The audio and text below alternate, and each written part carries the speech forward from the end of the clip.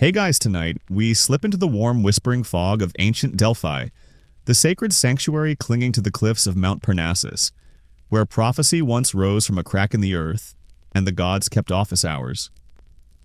The air is thick with steam laurel, and something just a little too sweet to be natural.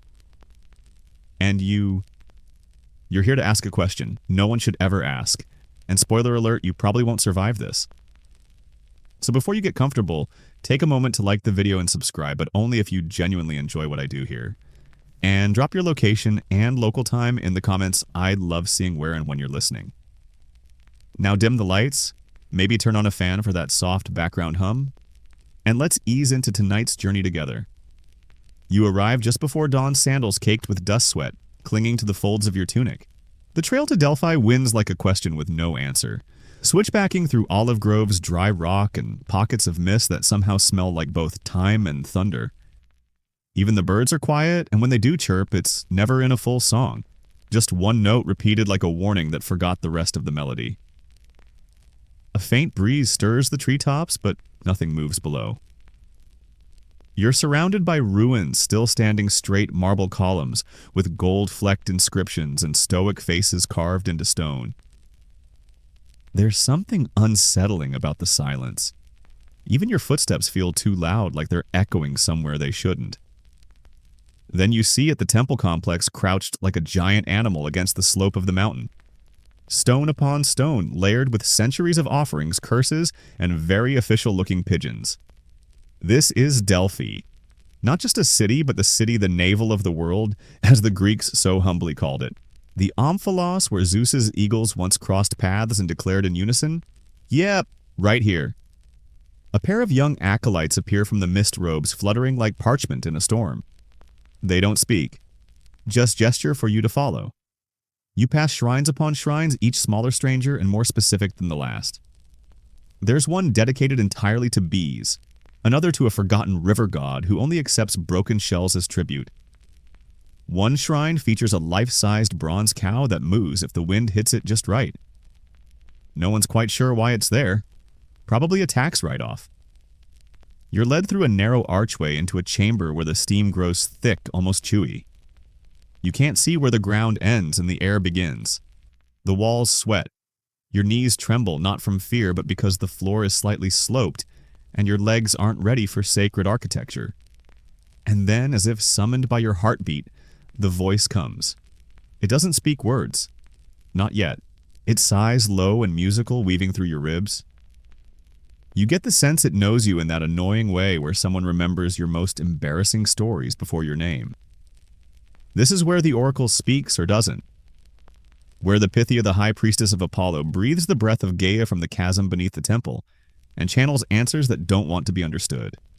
Historians still argue whether she was truly possessed, intoxicated on gases, or just dramatically talented. Some think the fumes were ethylene. Others think the whole thing was psychological suggestion, expertly managed by a team of whispering priests and deeply theatrical shadows. You try not to breathe too deeply, but the air insists. It curls into your nose, your mouth, your memory. Everything tastes like laurel. The Pythia hasn't arrived yet. Or maybe she's here waiting for you to realize it. You spot a stool, three-legged, polished, smooth, perfectly balanced despite the uneven stones. You were told not to sit unless invited. You sit anyway. It groans beneath you, there's a distant drip of water, and from the mist a single phrase, sharp and clear. You already know the answer. You blink. You haven't asked anything yet. The words linger like smoke behind your eyes. You already know the answer, but the question hasn't left your lips. Not yet. Maybe it slipped out without you noticing. Or maybe the oracle's in the habit of answering things you haven't dared to say out loud. Either way, your throat feels dry and the air still tastes like crushed leaves and warm stone. You rise from the stool slowly as if sudden movement might disturb the mystery, though at this point the mystery seems perfectly happy to disturb you. Outside the chamber, the sky is just beginning to crack with gold. You step into it blinking against the sudden light. The acolytes are gone, probably dissolved into legend or lunch. The temple looms at your back tall and strange, and you follow the path toward its heart. Columns rise like ribs around you, carved with offerings and names, most of them lost to history, some preserved in patchy half-phrases like Arist, One, the foot race or demo of Sikyon was here. You brush your hand against the stone, half expecting it to be warm. It isn't, but it feels awake. You keep walking, past the altar, past the torch sconces unlit but still smoky. You reach the inner sanctum of the temple of Apollo, and there she is. The Pythia? Or maybe just a woman in a veil. She sits on a tripod, breathing slowly. Her back is perfectly straight, her fingers resting lightly on her knees. You wonder if she's real. A statue, a dream? Then her hand twitches. Another, she says softly. Another with the name in their mouth. You stop. You weren't going to say it. You promised you wouldn't say it. But somehow it's there trembling on your tongue like a word left behind in a dream you forgot to forget. It's not even a name exactly, it's older than that. A sound your ancestors buried beneath layers of myth and meal prep. You manage to croak out, I didn't mean to. But she raises one hand and the ground sighs. Literally sighs. A low gust of air spills up from the stones beneath you. The heat is sudden, curling around your ankles like a cat. You wobble and the walls bend just slightly inward as if the whole temple is leaning closer to listen. The Pythia inhales. And everything changes. Her head tips back. Her arms go rigid. Her mouth opens and closes, not in words, but in shapes, curves and cracks and spirals. You feel something shift in your chest like a lock being picked from the inside. You seek what cannot be returned, she says at last. Her voice isn't hers. It's too many voices. Layered. Echoing. You follow the footprints of a god who walks backward. You swallow. What do I do? The Pythia tilts her head, almost curious. The same thing all mortals do. You try not to notice the warning signs. Historians still argue whether these trance states were chemically induced or divinely inspired. Some say the Pythia sat above a fissure in the earth that released hallucinogenic gases. Others believe she rehearsed her visions trained by a cadre of priests to deliver cryptic truths with theatrical timing. Either way, something in the room feels deeply disturbingly true. Then she leans forward. You've already been here, she whispers. You blink. What you came once before. You ask the same question. You didn't like the answer. She reaches for a shallow bowl at her feet and dips her hand inside. The liquid is dark, still not quite water. She lifts a drop and lets it fall onto the stone. It hisses. You flinch. The Pythia's eyes close. This time she says you must forget. If you remember, it will happen again. Faster. You stare at her. What will her smile is small, sad, possibly rehearsed. You already know. She slumps forward, and just like that, the mist rolls in again. You stagger back, head spinning, knees weak. The floor feels angled again. The air shifts, and somewhere faintly you hear something bronze fall and ring, like a bell or a warning. The ringing echoes long after the sound should have stopped. It clings to the air like perfume or prophecy. You step backward slowly, your sandals brushing over worn stones, smoothed by centuries of pilgrim skeptics and the occasional goat who wandered in and accidentally had a vision.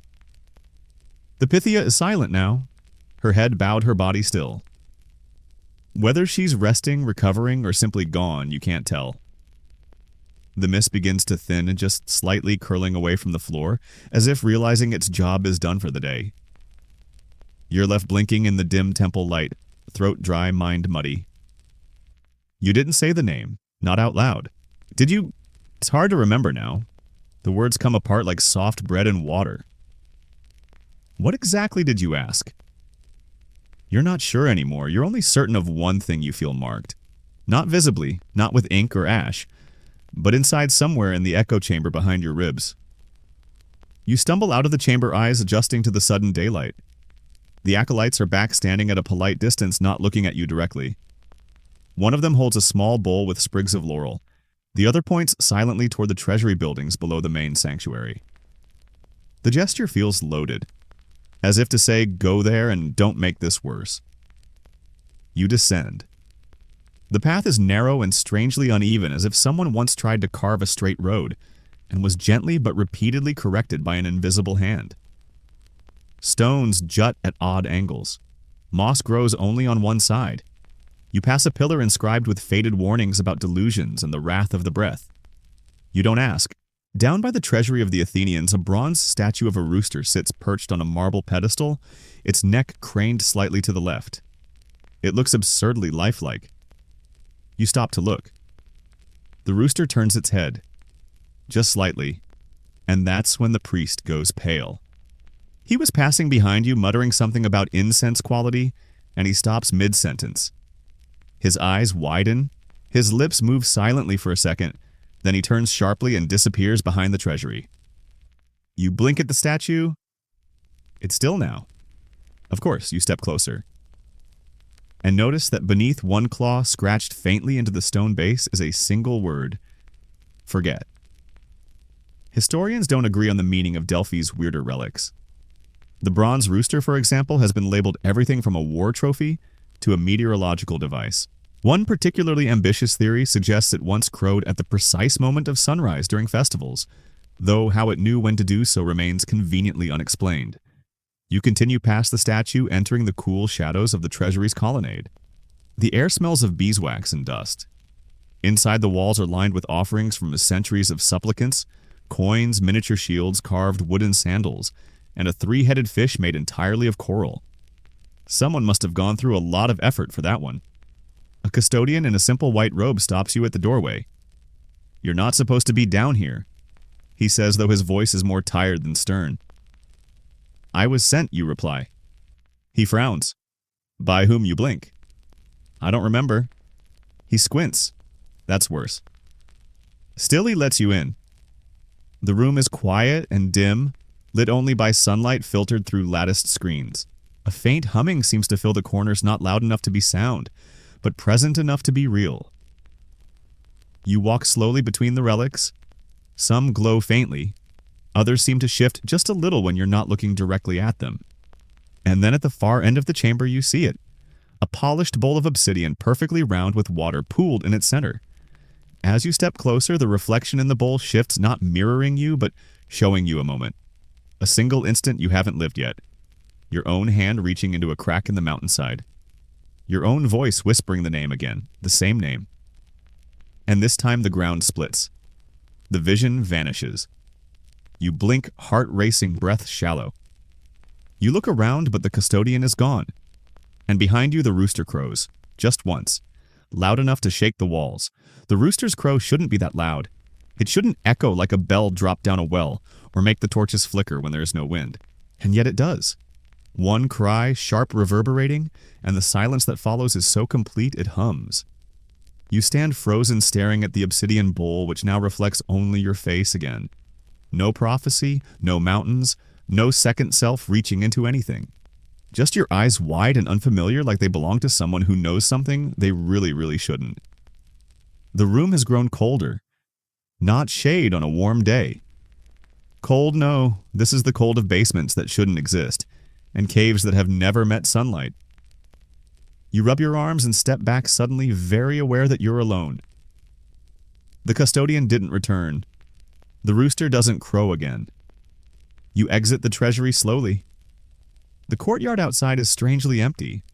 Just an amphora tipped on its side and the faint scent of olive oil drifting from nowhere in particular.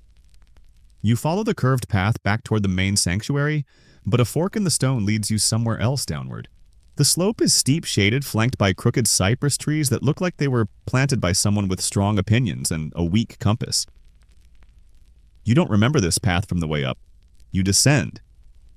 The air shifts again. It grows thick, heavier. There's a hint of sulfur now, sharp and almost sweet. And faintly under it all, laurel. Always the laurel. You come to a natural alcove in the rock, half hidden behind an overgrown vine and a wall of humming bees.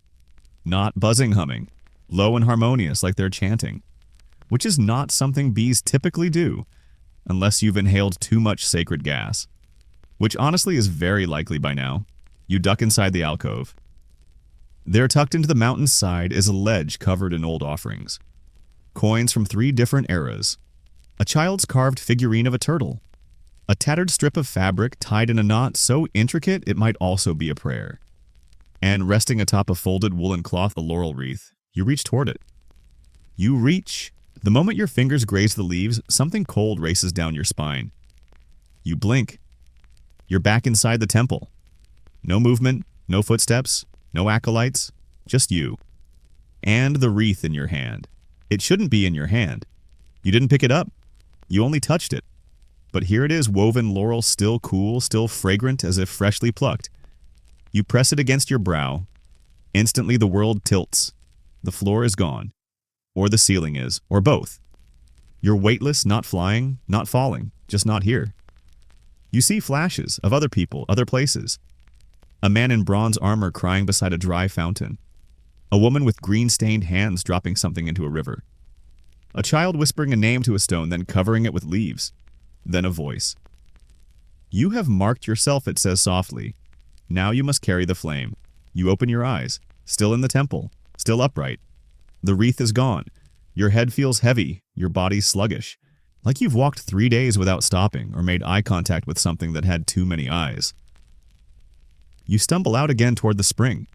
Historians still debate what exactly the oracle's crown symbolized. Was it purification authority, a mark of possession? Some believe those who wore it became vessels. Others say it was just ceremony, like a graduation cap, but with more prophecy and less debt. You reach the sacred spring of Castalia just below the temple, where visitors are meant to wash before entering Apollo's presence. The water gurgles out between stones worn smooth by centuries of cupped hands and silent hopes. You lean in. You don't see your face, you see her face. The Pythia. Younger, different, smiling. She mouths something. You can't hear it. You plunge your hands into the water, cold, biting real. When you pull them out, words are written across your palms in a dark ink-like stain that wasn't there before. You try to read them, but the letters change each time you blink, and somewhere nearby that bronze rooster crows again. Twice. You stare at your palms, the shifting letters shimmering like oil on water. You try to focus, but they blur as if shy, rearranging themselves in loops and broken curls the moment you blink. They're not just unreadable, they're unwilling. A gust of wind rushes past, carrying a dry whisper that seems to come from the trees, the stones, the very cracks in the mountain. Don't try to understand it. You rub your hands together, half hoping the marks will vanish like a bad dream or spilled wine. They don't. The shapes remain, smeared now, but still there. You stand beside the Castalian spring water, trickling like an afterthought. The stone basin reflects you again, but your face looks older somehow. Not aged, just aware. As if you've lived through something already and come back with the memory poorly stapled into place. You step back, heart hammering. A goat bleats in the distance. Somehow that feels reassuring. You make your way toward the omphalos, the navel stone at the heart of Delphi. It's smaller than you'd expect, squat and egg-shaped, carved with knotted patterns. Some say this is where Apollo's presence is strongest. Others say it's just an elaborate rock with excellent PR. You reach out and touch it. The world holds its breath. The breeze dies. The leaves still. Your ears ring with silence. And then, as if the mountain finally exhales, a voice enters your mind. You said the name again. Your stomach drops. I didn't mean to. You always say it. Eventually, the voice is neither male nor female. It's not even quite a voice, more like a realization given sound. You ask to remember. You shake your head. I didn't. You did. Before. In the dream, in the treasury, in the breath. Historians still argue whether the omphalos was symbolic or functional, an energy focal point, a divine antenna, a rock with a god-shaped ego. Some claim it once covered the mouth of a cave from which sacred gases flowed. Others say it was the stone Kronos swallowed, mistaking it for baby Zeus. Either way, standing beside it now, you're inclined to believe it still listens. And answers. A soft footstep behind you breaks your trance. You turn. A priest stands there. Older, thin, robes the color of cream spilt on stone. He holds something small wrapped in linen. He doesn't introduce himself. He just offers the bundle. You unwrap it carefully. Inside a wax tablet, inscribed with a single sentence. Do not seek what has already found you. You look up. He's gone. Of course, you try to return the tablet call after him, do something vaguely reasonable, but your feet carry you elsewhere. Around the curve of the temple, through an olive grove that wasn't there an hour ago, to a narrow stairwell that sinks into the ground like an afterthought. You descend. Torchlight flickers. You smell honey and ash. And then you see her again. The Pythia. Not in trance, just sitting. Quiet.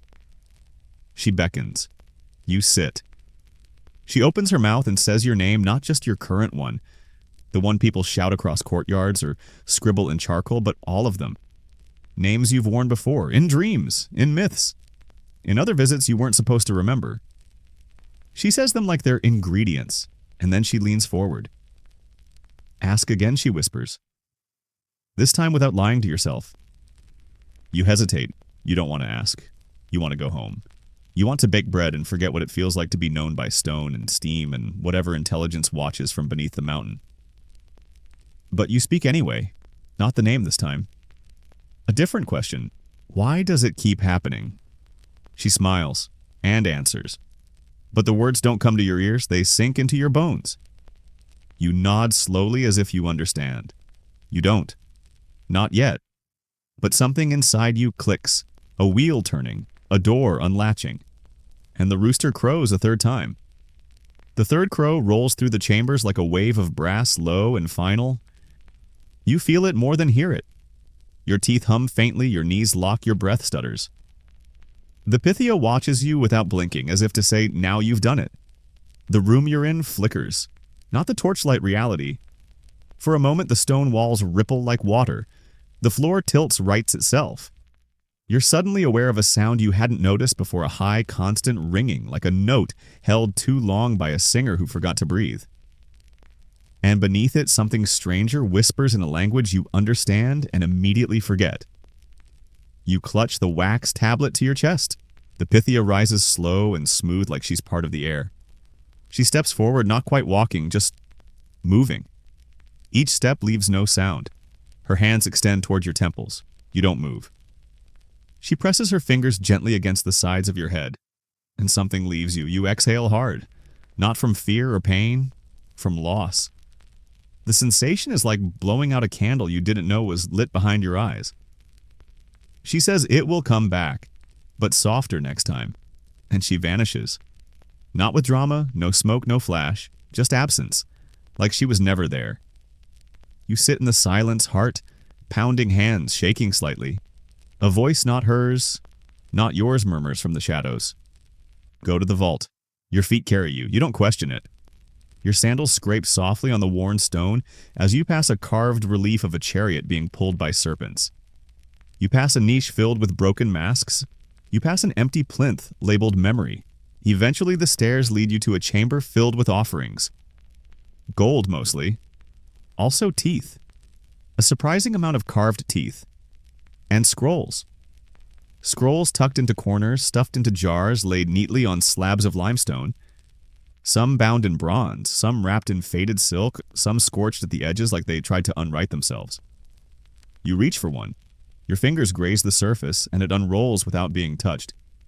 The parchment is blank, until it isn't. Words appear etched in a curling hand, not ink. Ash. You can smell it bitter and burnt like incense with regrets. It reads, "He who sees too soon forgets too late." Another line forms, "If you seek the warning twice, you will carry it forever." And then you are on your third time. You blink. Third. You turn suddenly, needing to know where you are, who you are, why your hands still carry the faint shadow of moving letters, and why your breath fogs the air in a room with no cold. You see a mirror, cracked, not glass, polished bronze, but enough to reflect you. Your face looks familiar, but not in the way it should. Older or younger or borrowed. You stare. You remember this. Not here, not exactly here, but somewhere like this. You remember walking through the ruins, asking the question, hearing the answer, failing to forget it, and returning, again and again. Historians still wonder whether Delphi's influence was psychological or metaphysical. Were supplicants simply overwhelmed by theatrical atmosphere and gentle drugging? Or did something truly awaken in that mountain? Something divine or deeply buried, or perhaps just unbound from a linear time? You sit on the stone floor, suddenly exhausted. The scroll curls shut. You want to leave. But the room shifts. Behind you, a soft scraping. A priest, younger than the others, barefoot, eyes pale gray. He kneels beside you, unrolls a new scroll, and begins to read aloud in a slow, even voice you entered by steam. You asked with a name. You forgot. You returned. You crowned yourself. You were warned. You asked again. You interrupt. What happens next? He doesn't look up. You walk the path. Again. I want to stop. Finally, he lifts his eyes. You can't. You already did. You look down. The words on the scroll have shifted. They now read, "You were never meant to remember the oracle's warning." And yet, you do. Even as it tries to slip away, you remember. The vault grows colder. Not physically, there's no breeze, no frost on the stone, but a hollowing chill, as if the warmth of knowing too much has finally begun to burn itself out. The scroll still lies in your lap, now blank again. The barefoot priest is gone. No footsteps, no sound of retreat, just absence. You try to stand. Your legs resist numb leaden like they've grown used to the gravity of this place. But you manage staggering upright, heart knocking unevenly against your ribs. The walls seem to press inward the longer you stand. Not maliciously. More like an overfamiliar friend who hugs too long. You press your hand against the stone and murmur, "I need to go." The wall doesn't open, but a doorway appears. Not carved. Not framed. Just there. Like it always was, but only for people who ask politely. You step through. Outside, the sun has shifted. The angle is wrong for the time of day you thought it was. Shadows stretch in unfamiliar directions. The olive trees hum softly, and the air is laced with the smell of honey. No. Not honey. Memory. You're standing in the precinct courtyard, and it's full of people now, unlike earlier. They bustle, they chant, they carry offerings. Someone plays a lyre in the background badly, and overhead flags flutter that shouldn't exist. Cloth dyed with sigils you don't recognize unless you squint, then suddenly you do. From dreams. From before. A procession moves past. Women in white robes, heads veiled, holding branches of laurel and jugs of oil. One turns her head slightly, just enough for you to see her face. It's yours. Not exactly, but close enough to sting. The woman looks away again, and the crowd passes like a tide that never learned to break. You sit on the nearest step. A child walks by dragging a wooden toy shaped like a chariot. He stops, stares. You're the one, he says. You try to smile. Which one, the one who remembers? Then he shrugs and skips off.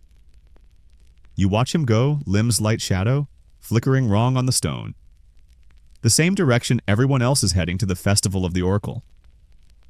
You'd forgotten that was today. Or maybe it wasn't today before, but now it is.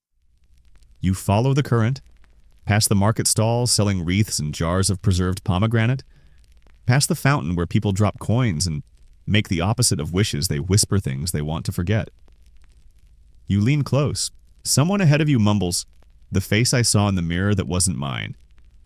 Another, "The smell of smoke before the storm." And another quietly, "The second name, the real one." You freeze. Second name?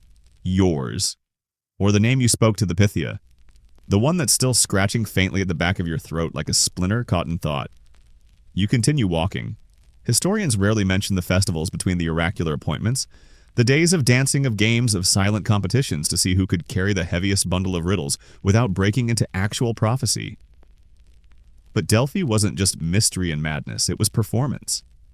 Theatrical reassurance. A place to hide how close the divine came to tearing things open.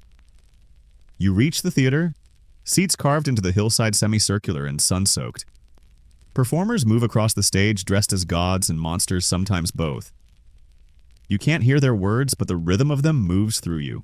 You recognize a story. A boy who spoke the name of a forgotten thing.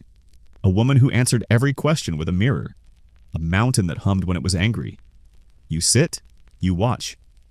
And somewhere behind you, someone whispers, "It's your turn." You turn.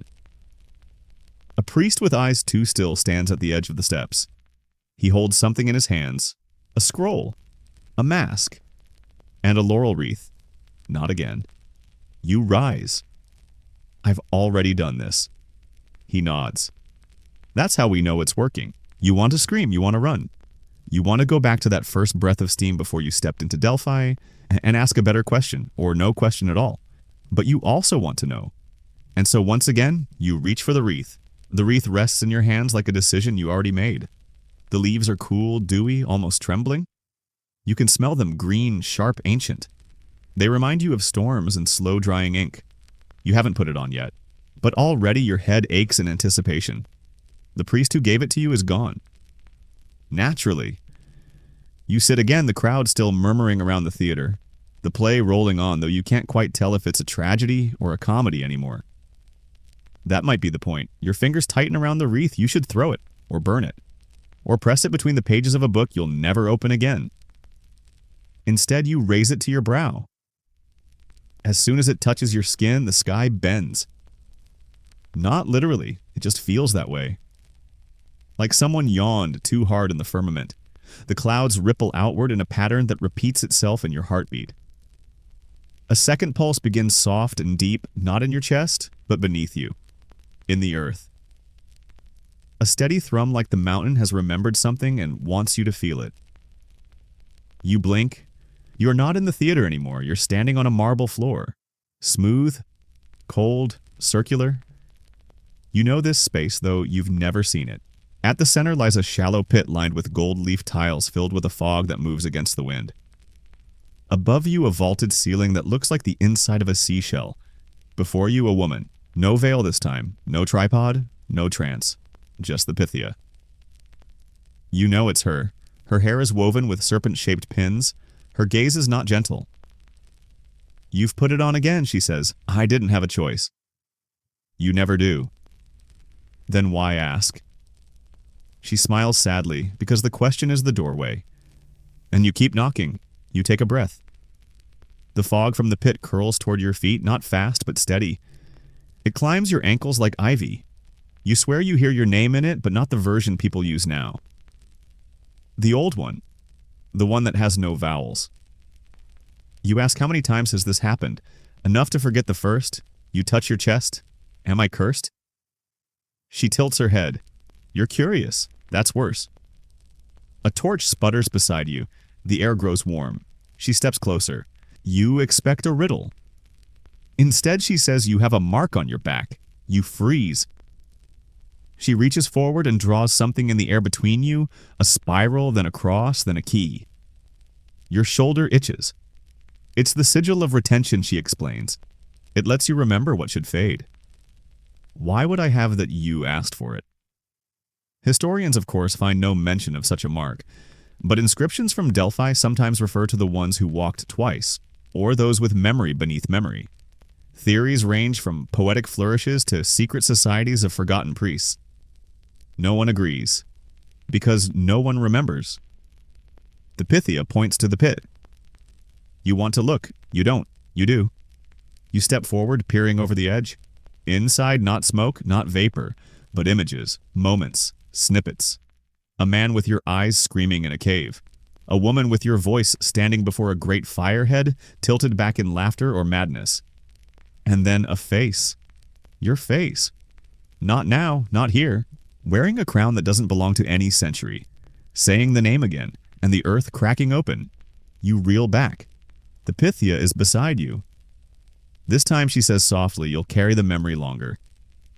Until it matters. What am I supposed to do with it? She shrugs. Warn someone, or forget. Or write it down and pretend it's fiction. You ask, will anyone believe me? She smiles again. Doesn't matter, you're not doing it for them. The floor begins to fade, not fall fade, as if someone's slowly turning the brightness down on your existence.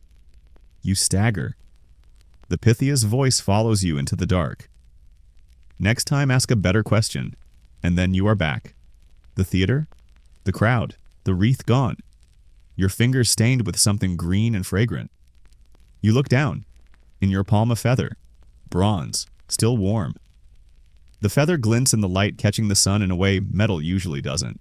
It isn't polished yet, It shimmers like something half-dreamed. You turn it in your fingers, and though it's clearly bronze, it feels soft, too soft, like it might flutter away if you loosen your grip. The crowd in the theater continues as if you never left, but the air is different now. You sense it, like you've stepped back into a painting that was altered while you were gone. The shadows fall at different angles. The same child who spoke to you earlier now sits 5 rows away, older somehow. Or maybe just more watchful. You rise quietly. Your legs remember how to walk. Your mind less so. You tuck the feather into your belt and move through the theater's edge, past pillars, etched with comedy masks, past vendors selling honey-drenched figs and fish wrapped in fig leaves. You don't recognize half the stalls. Some display objects that shimmer when you don't look directly at them. You pass a man carving a name into the stone wall with the point of a laurel twig. The name loops once, twice, and then becomes unreadable. He looks up at you. "You were here before," he says. You don't answer. Because you were, sort of. The path takes you back up the slope of Delphi toward a small terrace. A few pilgrims visit, too narrow, too uneven, too disinterested in being walked. You follow it anyway, guided by something just beneath memory. A tug, a hum, like a harp string vibrating in your stomach. You reach a stone bench carved in a shape that resembles a coiled serpent. There's no inscription, just a bowl at its center empty. Until you look again. Now it holds a scroll and a mask. The scroll is tied with black cord. The mask is simple bronze, expressionless, with no eye holes.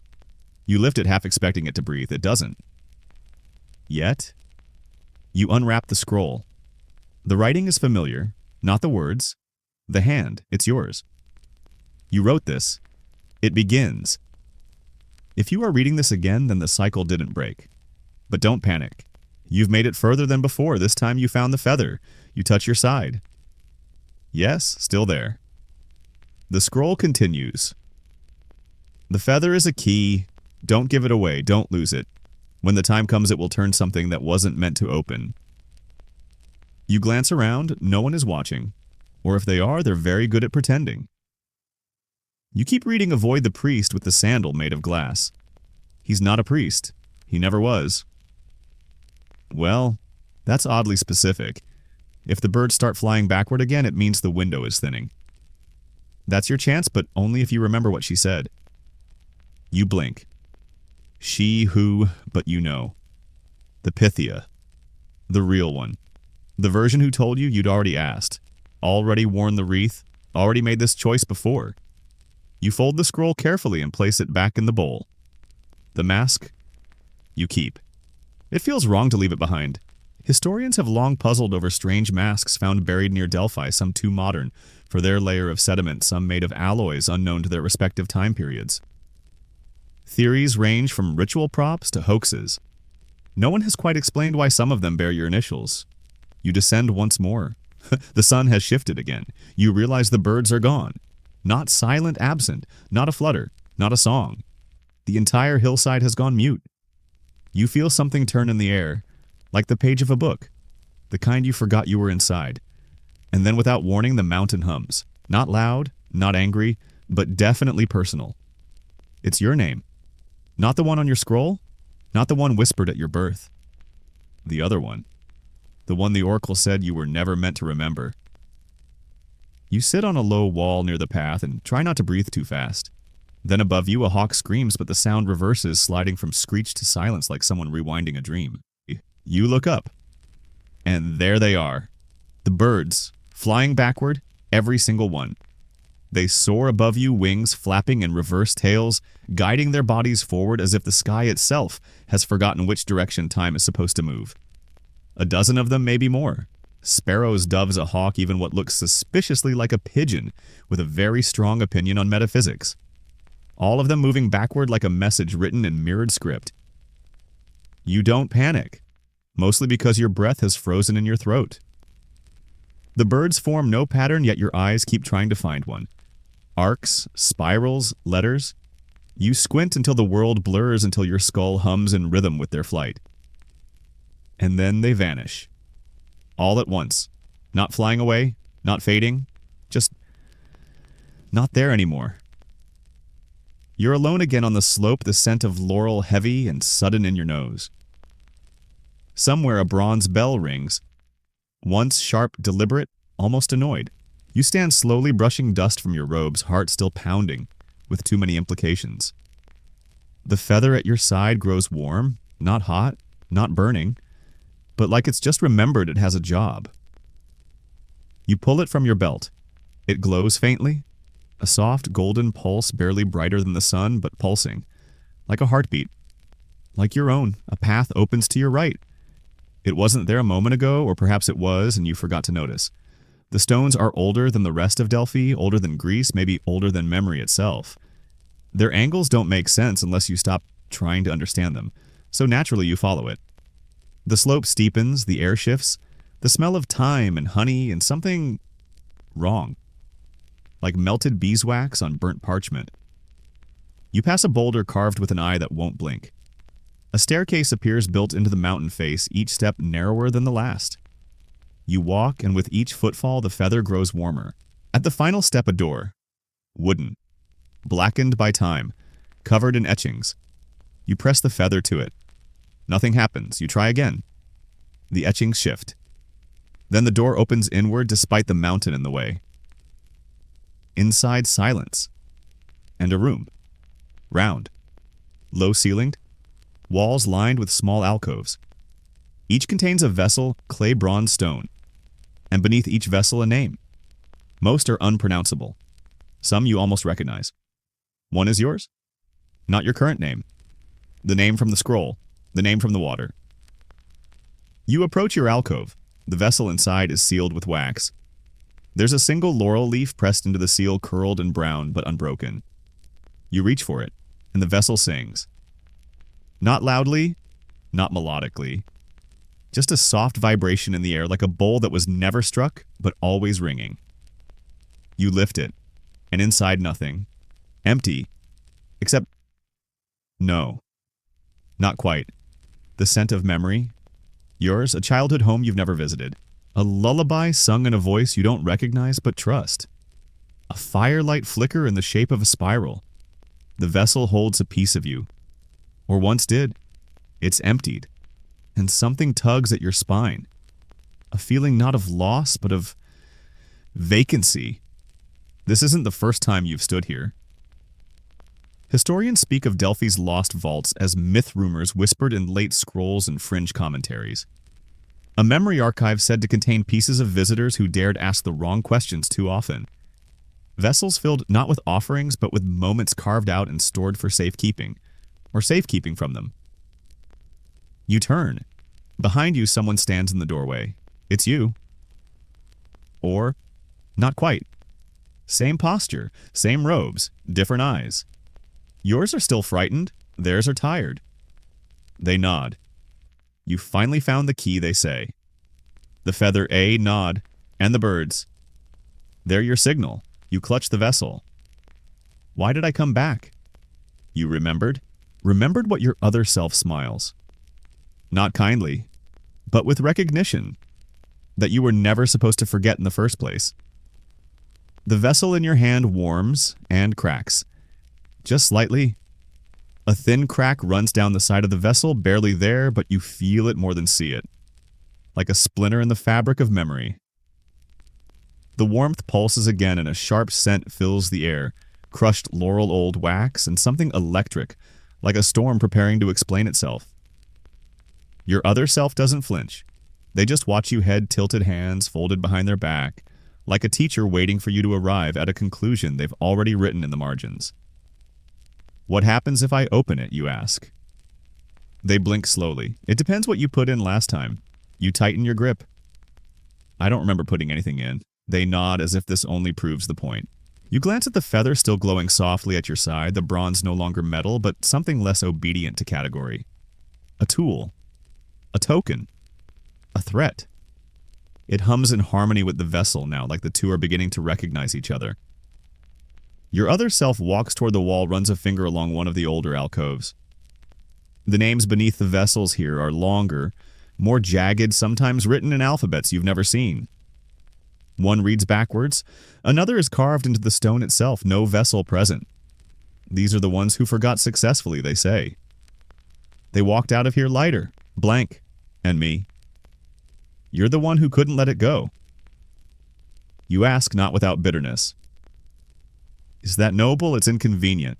They turn to face you again.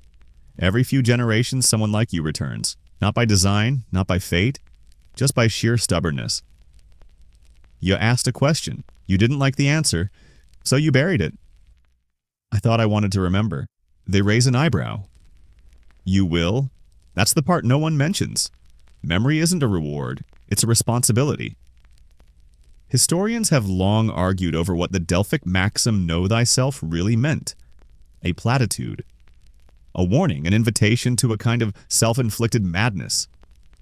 Some believed it implied divine reflection, others that it was a dare. The Pythia never clarified, of course. The ambiguity was part of the charm. You look down at the vessel in your hands. You whisper, "Is it time?" The other you nods. It was time before you arrived, so you do what you came here to do.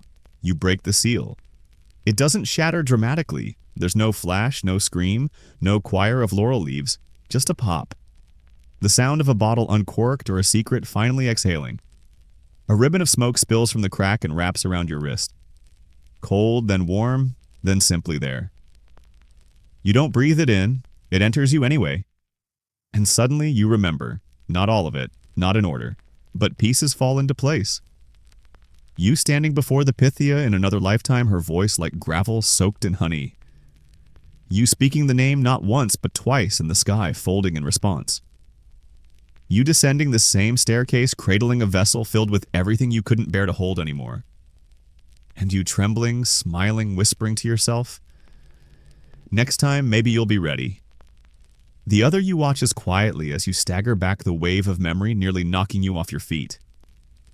Your heart races with recognition, dread relief. You didn't tell me you say voice hoarse? They shrug. You wouldn't have listened. The vessel is empty now. Cold. Lighter than before? But your chest? Heavier. You'll need to leave soon, they say. The mountain doesn't like repetition. Too late for that. True, they admit. But you've earned a little more time. You follow them to the doorway. The backward flying birds have returned silent now, hovering overhead like punctuation marks to a sentence you've been writing your whole life. You look back once more at the alcove of your alcove and realize there's already another vessel waiting. Unmarked. Unsealed. Waiting. What's it for, you ask? Your other self doesn't look back. For next time. You emerge from the vault with the empty vessel still tucked under your arm, though it feels more symbolic now than sacred. The sun meets you like an old friend who's grown distant, still familiar but cool to the touch. Your eyes squint against the light, and for a brief moment the world looks normal again. But of course it isn't. You step back onto the path and the stones seem to pause beneath your feet. Not physically, but expectantly, as if even the ground is holding its breath, waiting to see what version of you will walk forward this time. The birds are still overhead, gliding in lazy, backward loops, not quite following you but orbiting. They leave no shadows. You test this several times, but it remains true. They fly, the sun shines, and somehow your path remains unmarked. You descend slowly, passing a tree split straight down the middle, not cut, not broken, just opened. In its hollow heart, laurel branches grow. Someone has tied a red ribbon around one. You feel like you're trespassing in your own memory. You reach the spring again. The Castalian waters run clear and sharp just as they always have. The same moss on the stones. The same trickle into the pool below. But now there's something new, a bowl resting on the ledge. You don't remember placing it there, but it's yours. You kneel. The bowl is full. Not of water, but of wax. Solid, smooth, pale gold. In its center, the feather pressed neatly into the surface. A seal. You hesitate. The backward flying birds pass directly overhead, their silence more deafening than any prophecy. The wind picks up slightly, brushing your face like a whisper with no mouth. And you understand. This is the moment, not the end. The hinge. You lift the bowl. Its weight is oddly comforting. You speak not loudly, not theatrically, just clearly. I remember. And the wax melts, instantly. Not from heat, but from permission. The feather rises and the molten pool floats to the surface and spins slowly. You peer into the golden swirl and the past answers. Images flood you, not in sequence, not logically, but viscerally. You see the woman in white again, the Pythia, but her face is your mother's now. Then your own. Then someone you've never met but miss deeply. You see the mountain cracking open under a bloodless moon. You see scrolls burning underwater, laughing as they curl. You see the name, the real one, the first one written, not in letters, but echoes sung into the world by a voice that forgot it wasn't allowed to sing. You see the moment you first stepped into Delphi. Except it wasn't the first time. And you weren't alone. There were others. You see them now, their faces unclear, but their purpose shared. A network of those who remembered when they shouldn't. Those who chose to hold on to the warning. You are not the only one. Not anymore. The wax cools, the feather rests, the bowl is empty again, and the world resumes its breath. Historians rarely speculate on the experience of remembering. They study the rituals, the sites, the artifacts, but the act itself, the painful, beautiful, weighty return of something lost, is often too slippery for scholarship. It cannot be footnoted. It refuses to sit still. You rise slowly, the birds are gone. Only the wind remains, and your footsteps, and the feeling that something has shifted. Not broken, aligned. You descend the last steps into the village. The vendors are back. The figs are sweeter now. A child runs past you trailing a ribbon. You catch the end of it just before it floats away and hand it back. The child smiles not fearfully, but with recognition. They say, "You look different." You nod. "I remember now." They grin. "Me too." And they vanish into the crowd. You stand alone for a moment, a single breeze ruffling your hair. The bowl in your hands is empty, but not useless. You think about leaving it behind, but you don't. Not yet. Because someone else may need it. And next time when they arrive, maybe they'll be ready too. You carry the empty bowl through the winding lanes of Delphi, each turn somehow both familiar and wrong. A potter waves to you with clay-stained hands, though you're sure he wasn't there before. A woman sells wreaths of myrtle instead of laurel now. The bells ring in the distance, but they sound slightly out of tune, off by half a tone, like the village has been retuned while you weren't looking. You pass the spot where the rooster once stood. The pedestal is empty. Only a few bronze feathers remain scattered on the ground like a warning half followed. You don't pick them up. Instead, you walk toward the edge of the sanctuary where the mountains open wide and the sky spills down into the valley like a bowl overturned. From here you can see everything, the theater, the temple, the spring, and beyond. And that's when you notice something that was never meant to be there. A door. Freestanding. Not built into a wall or carved into the mountain. Just there. A slab of wood. Weathered, covered in marks that shift when you blink. The kind of door you pass in dreams and forget to open. The kind that doesn't lead out but in. You approach cautiously. The bowl hums in your hands as if sensing proximity to purpose.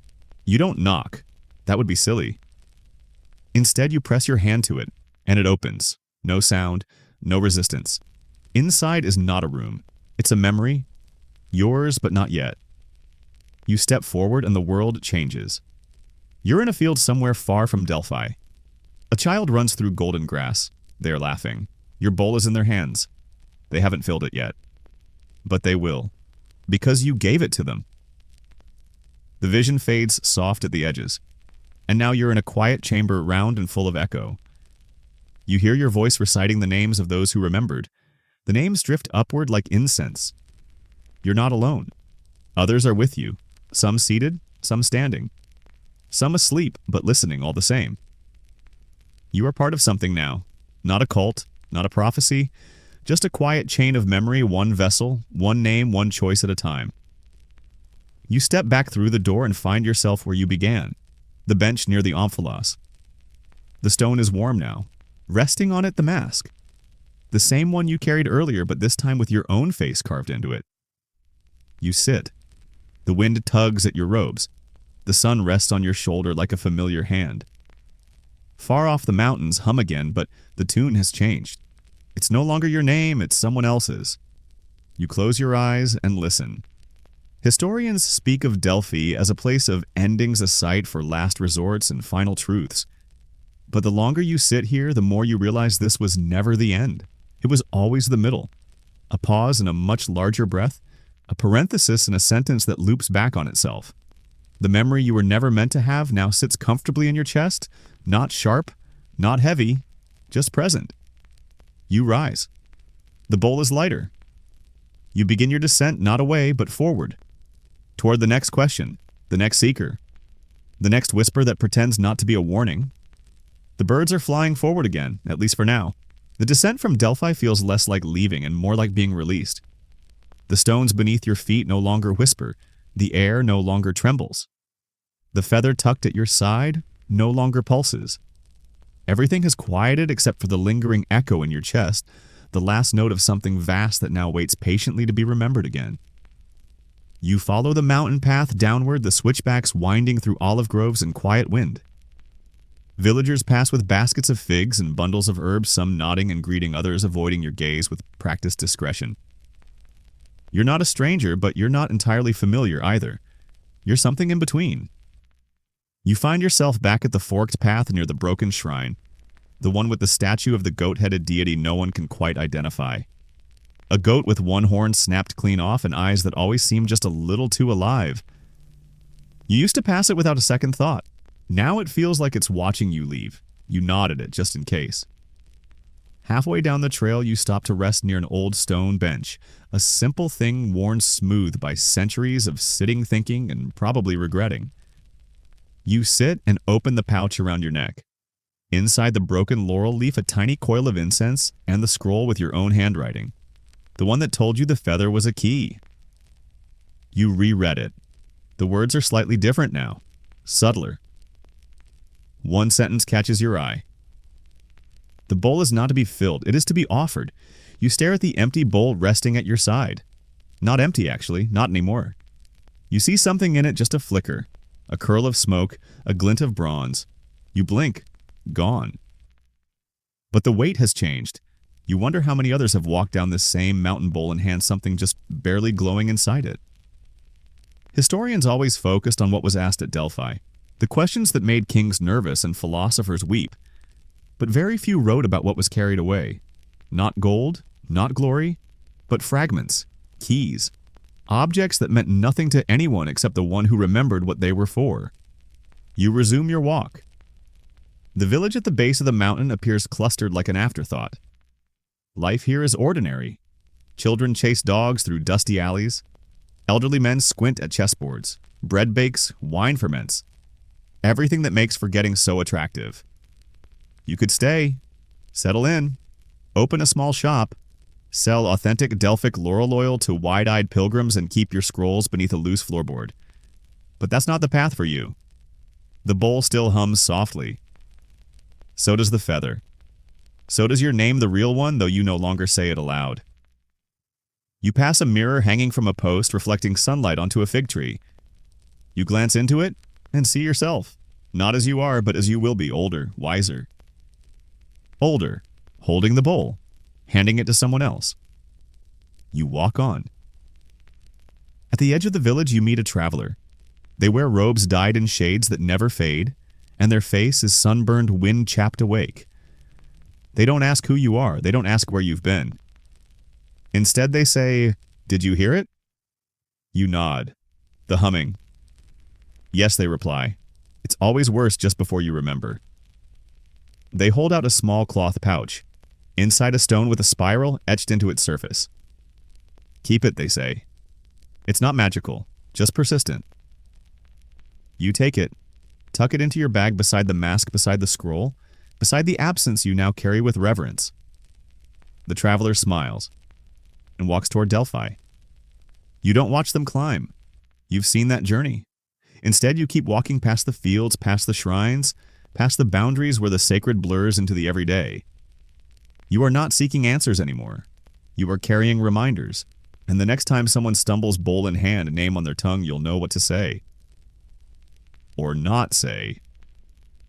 Sometimes silence is the only honest warning. The path you follow now is gentle rolling hills, low stone fences, fields, brushed with golden weeds that sway like they know things they'll never share. You walk it as though you've never been here before. And maybe in a way you haven't. Not with this weight in your pack. Not with this knowing. The bowl doesn't hum anymore. It pulses. Lightly, once in a while. Like a heartbeat that doesn't belong to you but is growing attached. You pass a shepherd who tips his hat but doesn't ask your name. His goats wear tiny bells that ring in a pattern you almost recognize. You raise your hand in a half wave and keep moving. By midday, you reach a crossroads. There's no signpost, no obvious direction. But the air shifts when you face the westward trail, so you follow the shift. As you walk, you recall a line from the scroll not in ink but in memory. Some doors open backwards. Some doors wait for you to forget they exist. You think of the feather. You think of the vessel that cracked with the sound of your own name. And then you find the door. Not hidden, not buried, just ignored. Set into a rock face covered in ivy, it sits like a yawn. No one's had the courage to finish. The same symbols carved into it. The same faint shimmer. It doesn't call to you. It waits. You press your palm against it. It doesn't open. But something behind your eyes does. Suddenly you're elsewhere. A courtyard. Familiar, circular. You are seated on stone, surrounded by others, each holding a vessel, each silent. At the center a flame, no smoke, just fire. Still, as if listening. You look down at your bowl. Something glows inside, dimmer now, but steady. A voice, not a person, not a place, but something between speaks. You have remembered. You nod. I didn't mean to. All remembering is accidental. The forgetting was the choice.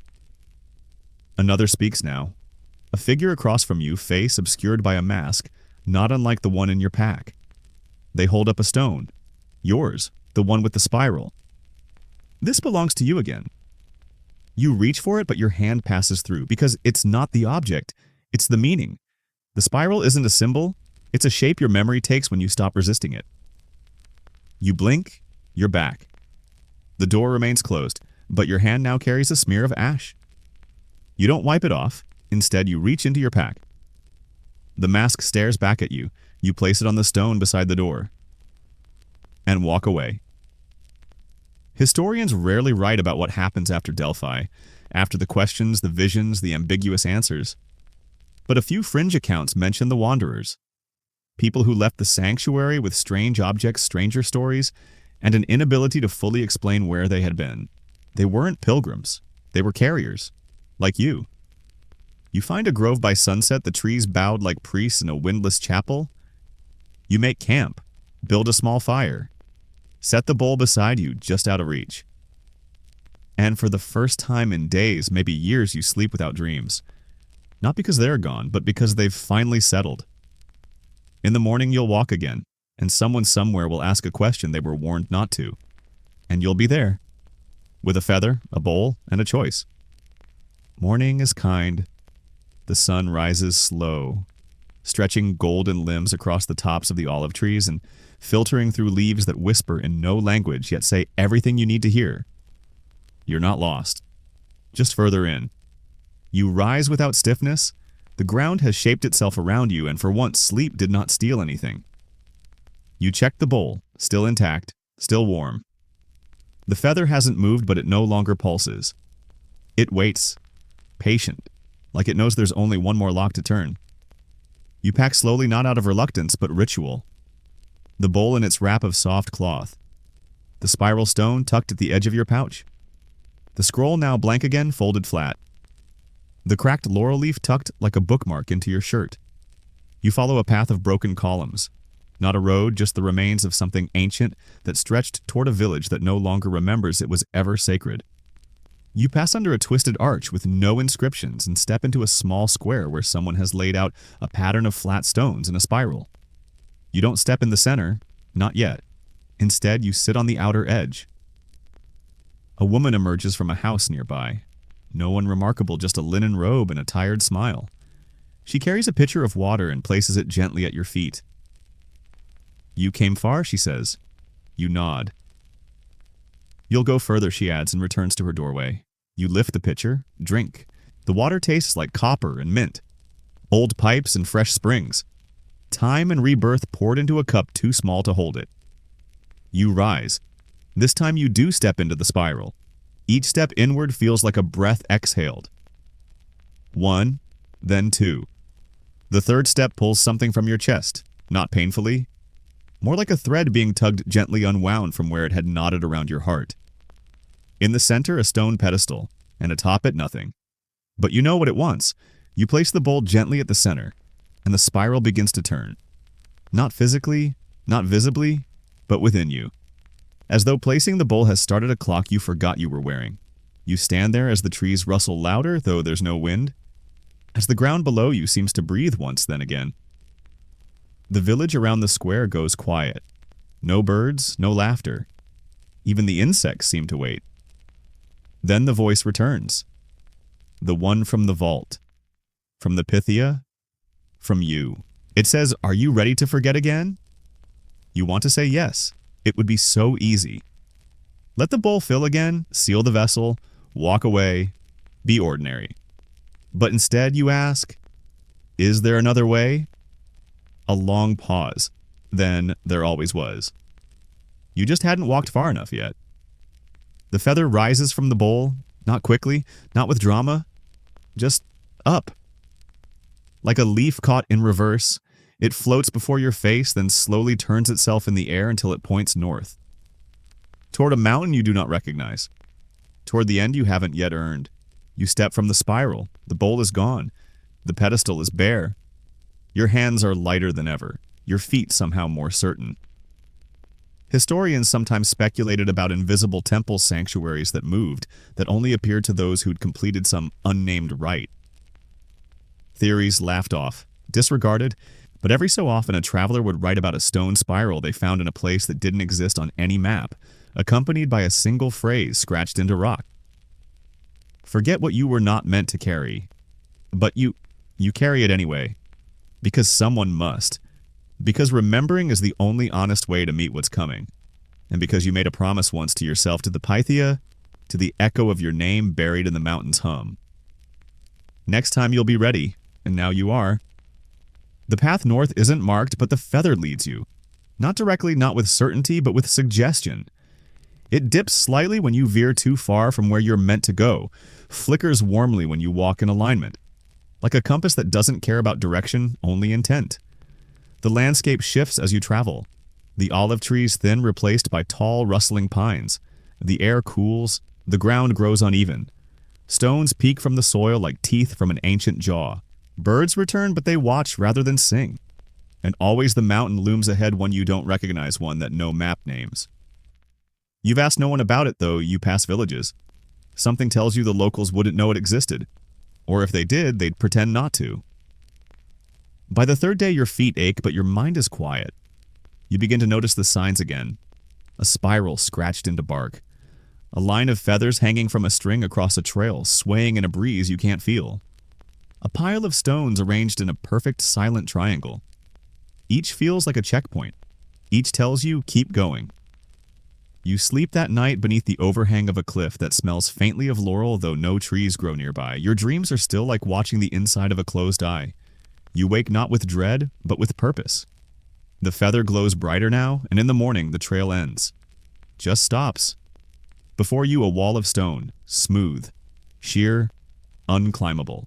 And in the center of it, a door, not wood this time. Stone. Flush with the cliff, its outline traced by carvings too faint to read and too familiar to ignore. You step closer. The feather warms in your hand. You touch it to the door. And it opens. This time with sound a low groan like the world remembering how to move. Inside not darkness, but memory. Yours. Others. Shared. Overlapping. A circular chamber filled with bowls, masks, scrolls, and feathers. Some arranged neatly. Some scattered as if left in haste. All of it, pulsing softly. A library of choices made and unmade. And at the center, a flame. Blue. Small. Floating above a pedestal of stone shaped like a cupped hand. You approach and the flame leans toward you. No heat, no smoke. Just warmth. The kind that settles behind your eyes and says, this is where it began. You kneel. The feather you've carried rises from your palm, floats upward, and dissolves into the flame without a sound. The flame does not grow. but your chest does. It expands not with breath, but with space. For memory, for truth, for the story you've refused to forget. The chamber hums once gently, and a new bowl appears before you. Empty, waiting, you pick it up. It fits your hands as if it always did. A scroll rests beside it. Blank? You take that too. And just as you're about to turn, you see a mirror. Set into the stone, you approach slowly. Your reflection is there, but younger. Smiling faintly, they mouth something. You watch and recognize the phrase. Next time you'll be ready, you touch the surface. And the mountain sighs.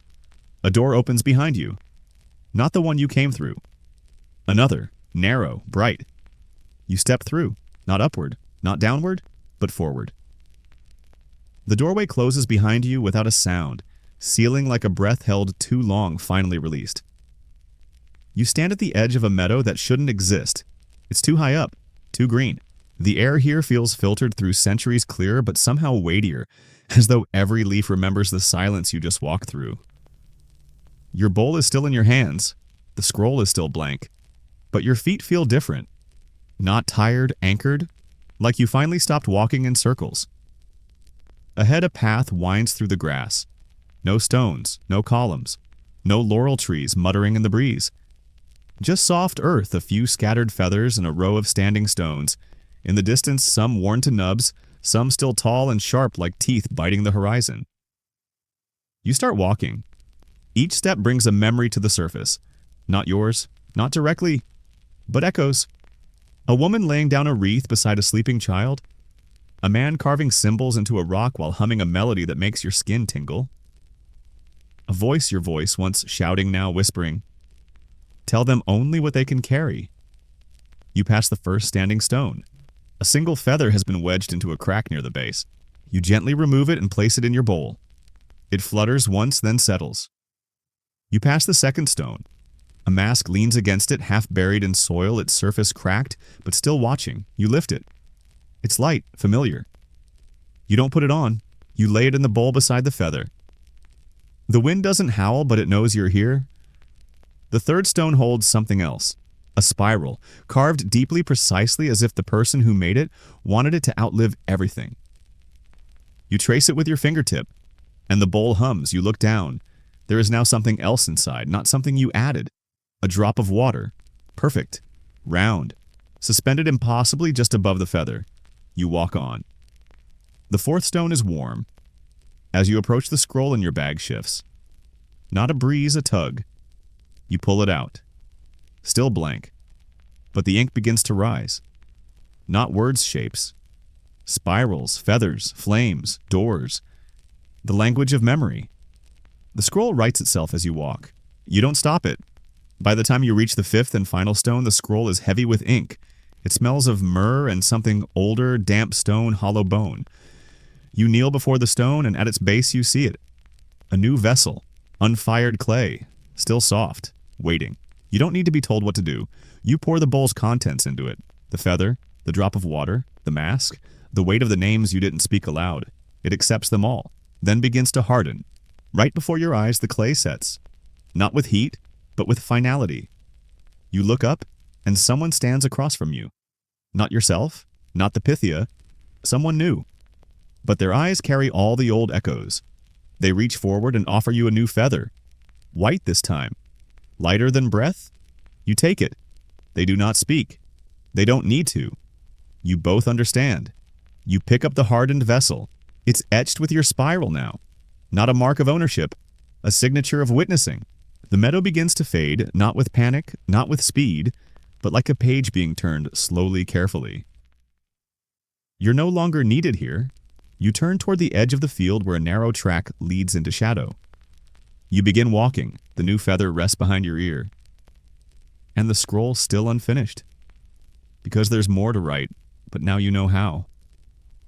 The track narrows with every step curling inward through low trees that arch together to form a canopy overhead, less a forest, more a memory of one. The leaves here are pale, almost translucent. When the light filters through them, they cast patterns on your skin like forgotten alphabets. You walk slower now, not from fatigue, from reverence. There's a rhythm to this path, not in your footsteps, but in the quiet between them. You feel the bowl, know the vessel tucked under your arm, warm as though it remembers being shaped. The spiral etched into its side glows faintly in the dim light. You pass under a bent olive tree, its trunk split by lightning sometime long ago. Tucked in the crack of its bark, a ribbon. Red. You've seen this before, wrapped around the wrist of the child in the village, tied to a laurel branch beside a spring. Slipping from your own fingers in a memory you've never had. You untie it and wrap it once around your wrist. It feels right. The scroll hums again, still not complete, but now the words that form on it don't drift. They settle. You read one sentence newly appeared. The warning is not for them. It is for you. You stop. It's one thing to carry a message. It's another to realize it was always addressed inward. Ahead, the path opens to a small circle of stone, no larger than a dining table. 5 stones ring it, one for each of the standing stones you passed earlier. They pulse slightly as if recalling your steps, counting them back in reverse. In the center of the circle, a basin. It's filled with water. You kneel beside it. The vessel in your hands hums once, then again, and then it tips on its own. The contents spill into the water.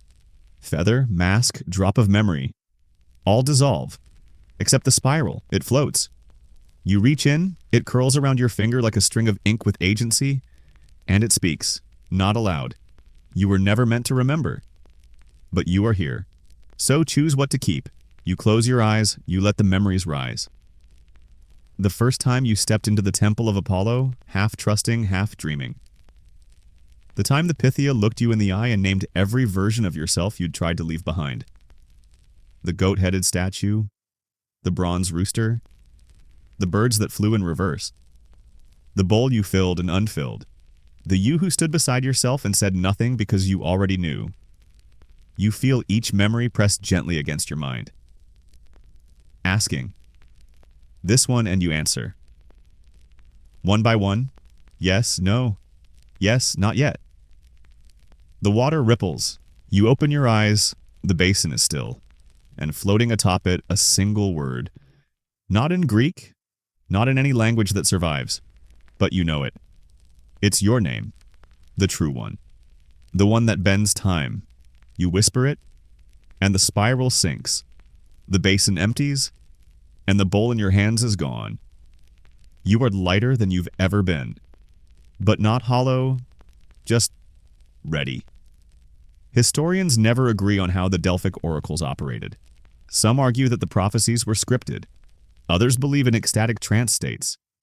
But none ever seem to ask what happened when the prophecy was for the oracle themselves. Because not every warning is meant to be passed along.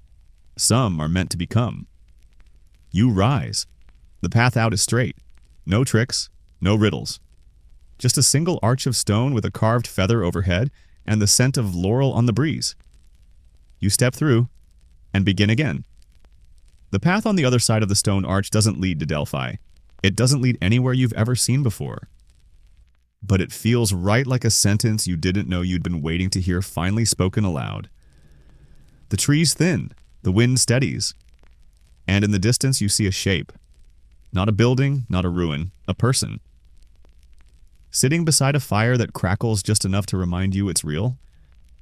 They wear a cloak the color of dusk and cradle something round in their lap. A bowl, you realize, a vessel, unfired, blank. They don't look up as you approach. They just say, you made it. You sit across from them. The fire warms your knees. Somewhere far off, a bird calls out once then again. It's not flying backward. It's not glowing. It's just alive. You glance at the person. Their face is familiar. Not in the mirror sense, in the dream sense. As though they've stood just behind every door you've opened since the beginning of this journey. A shadow that never quite stayed attached. They hand you a piece of charcoal. You hesitate, then take it. You reach for the new vessel in their lap and begin to write. Not your name, not the Pythia's riddle, a story, one only you can tell. The fire crackles louder for a moment, then softens. The figure smiles. You've made your offering, you look down. The bowl is full again. Not with objects, not with light, with understanding. It hums and then vanishes, just like that. You exhale and laugh. Because of course it does. Because this wasn't the destination, it was the delivery. The figure beside you vanishes too, though less dramatically. You don't notice until you stand and stretch and realize the fire has gone out. You're alone again, but not alone. You reach into your pouch, the scroll is complete. The ink no longer shifts. The words are anchored. And as you unroll it for the first time in full, you don't read it. You feel it.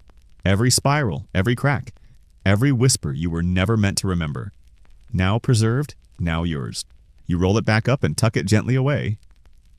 You walk downhill through fields that hum with wind and bees and nothing sacred except the present moment. Villagers wave as you pass. You smile.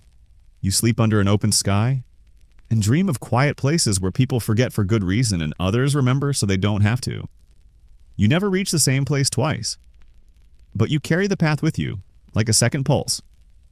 And sometimes when the moon is full and the wind still, you find yourself pausing beside a stone or a tree or a cracked bowl someone left behind.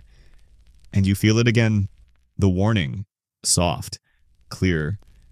You were never meant to remember the oracle's words, and yet you do, because you chose to. And maybe, just maybe you always will. And now, as the echoes of memory settle like dust in quiet corners, you feel the path unwind behind you. Slowly, gently, like the closing of a book you've carried your whole life without realizing it. The mountain has grown still. The birds sleep in their branches. The wind no longer whispers in riddles, it just moves soft and calm, and sure of its direction. The bowl is gone, but the weight of it is not. It's become part of you now, subtle and sacred, tucked just beneath your ribs like a half-remembered song. One you hum only when the world is quiet enough to listen. And this moment, this hush, it's for you. Let your shoulders fall. Let your breath slow. You are not in Delphi anymore, but a part of you always will be. Because once you've heard the hum of the stone, the sigh of the flame, the cry of the birds flying the wrong way through time, you don't forget. Not really. You just carry it gently like a name carved into water, reshaped by every ripple but never truly lost. So rest now. You've walked the long spiral. You've remembered what you weren't supposed to. You've left a trail for those who will come after. The warning was never just for you, but the peace. This stillness, this quiet golden ending. That's yours and you've earned it.